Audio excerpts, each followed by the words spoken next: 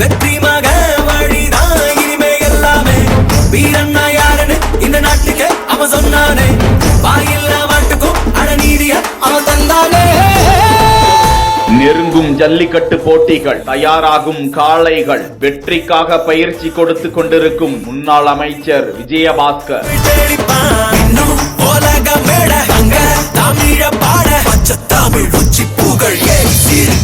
தமிழகத்திலேயே அதிக வாடிவாசல் கொண்ட மாவட்டம் புதுக்கோட்டை. ஜனவரி மாதம் தொடங்கி மே மாதம் 31ஆம் தேதி வரை ஜல்லிக்கட்டுகள், 30க்கும் மேற்பட்ட மஞ்சு விரட்டுகள், 50க்கும் மேற்பட்ட வடமாடு மஞ்சு விரட்டு ஆகியவை வெகு விமரிசையாக நடத்தப்படுவது வழக்கம். இதனையொட்டி ஆண்டுதோறும் முன்னாள் அமைச்சர் விஜயபாஸ்கர் தனது தோட்டத்தில் வளர்க்கப்பட்டு வரும் 10க்கும் மேற்பட்ட ஜல்லிக்கட்டு காளைகளை பிரத்யேக பயிற்சி அளித்து வெற்றிக்காக தயார்படுத்துவார். அதில் முக்கியமாக அவர் வளர்க்கும் சின்ன கொம்பன், வெள்ளை கொம்பன், கொம்பன் 2, கண்ணாவரம் உள்ளிட்ட காளைகளுக்கு பயிற்சி அளிக்கக்கூடிய காணொளியை தான் பார்த்து கொண்டிருக்கிறோம்.